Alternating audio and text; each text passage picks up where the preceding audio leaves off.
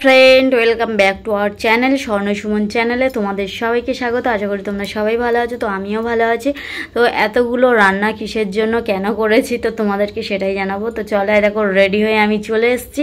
তো দেখো মাদের বাড়ি যাওয়ার জন্য। তো মাদের বাড়িতে এসে সবজি কাটতে বসে গেছি।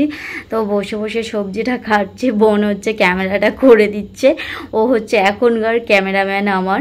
তো মা হচ্ছে বড়া ভাজার পাকটা করছিল। তো তারপরে হচ্ছে বোনেরা মাছগুলো পরিষ্কার করে ধুয়েছে। তো ধোয়ার পরে হচ্ছে মা ইলিশ মাছগুলো আর ওই বড় কাতলা মাছটা বসে বসে কাটছিল। তো কাটা প্রায় অনেকটা হয়ে এসছে, দেখো অনেকটা মাছ।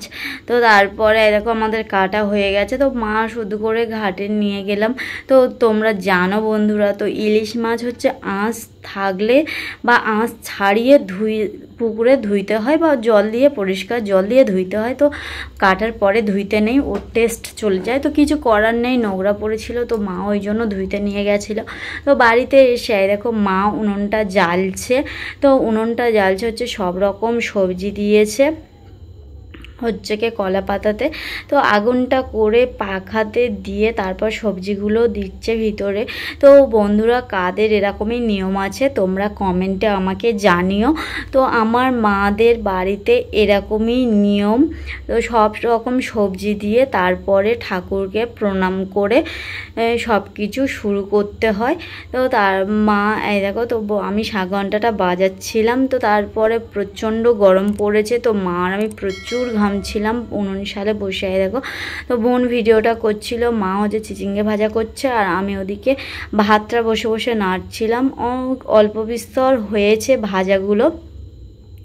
তো মার খুবই কষ্ট হচ্ছিল সারাদিন কাজ করার পরে। তো এই দেখো আমাদের প্রায় ভাজা অনেকটা কমপ্লিট। তো আমাদের হচ্ছে 14 রকম পদ হয়। তো হচ্ছে কি প্রায় হয়ে এসছে, আর 2-3 রকম বাকি আছে। আর দিদির বান্ধবী আর বোন বসে বসে এরকম মুভি দেখছে। তো অনেক রাত হয়ে গেছে, এখন হচ্ছে কি বলি রাত 2:30 বাজে। তো বসে বসে দুজনে মিলে রান্না করছি। তো মার খুবই কষ্ট হচ্ছিল সারাদিন কাজ করার পরে। তো দিদি আর আমি দুজনে মিলে রান্না করছিলাম। আর এরকম মুখটা দেখাতে চাইছিল না, তবুও আমি দেখালাম। এরকম এতগুলো রান্না করা হয়েছে। তো তারপরে রান্না কমপ্লিট হয়ে গেলে মা উনুনে জল দিয়ে দিয়েছে উনুনটা ঠান্ডা হওয়ার জন্য। তো তোমাদের কেমন নিয়ম জানি না বন্ধুরা, তো তোমরা কমেন্টে আমাকে জানিও। তো এরকম আমরা সকালে ওঠার আগে বাবার পুজো করা হয়ে গেছে মনসা গাছে, মানে মা মনসার পুজো যেহেতু এটা, তো মনসা পুজো করা হয়ে গেছে। তো তারপরে আমরা উঠে স্নান টান করে সবাই মিলে খাওয়া দাওয়া করে দেখো সবাই মিলে চলে গেলাম বিশ্বকর্মা পুজোর জন্য। তো হচ্ছে দিদির গাড়ি পুজো হবে। তো দিদি দেখো সবাই মিলে প্রচণ্ড রোদে দাঁড়িয়ে আছে, দাঁড়িয়ে দাঁড়িয়ে গল্প করছে।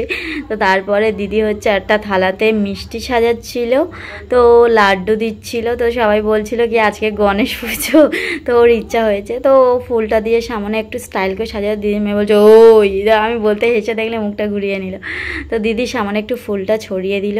তো ওই মামন দাদা এসে উনি পুজো করছে। তো উনি হচ্ছে স্বস্তিক চিহ্নটা আঁকছে। তো আঁকা হয়ে গেছে। তো আর অনেক জায়গাতে টিপ দেওয়ার ছিল সিঁদুরে, তো টিপ দিয়ে পুজো শুরু করে দিয়েছে। তাই দেখো আমরা শাঁখ ঘন্টা বাজানোর জন্য একদম রেডি হয়ে দাঁড়িয়ে আছি। তো ফ্রেন্ড আমি আগে কখনো দেখিনি বিশ্বকর্মা পুজো, এই ফার্স্ট টাইম আমি দেখছি বিশ্বকর্মা পুজো। এই ফার্স্ট টাইম আমি এই আনন্দটা উপভোগ করলাম গাড়ি পুজোর। তো দাদাটা পুজো করছিল অনেক দিন পরে, দিদিদের সাথে দেখা, দিদির মেয়েদের সাথে। তো দাঁড়িয়ে দাঁড়িয়ে সবাই একটু গল্প করছিলাম। তো দাদাটার পুজোটা দেখো কমপ্লিট। তো আমার বড়মশাই হচ্ছে মিষ্টি থালাটা আগে নিয়ে এসছে। তো সবাই খুবই হাসাহাসি করছে আর মিষ্টিটা নিচ্ছে। তো বন্ধুরা এই ভিডিওটা যদি তোমাদের ভালো লেগে থাকে লাইক শেয়ার কমেন্ট করো, টাটা।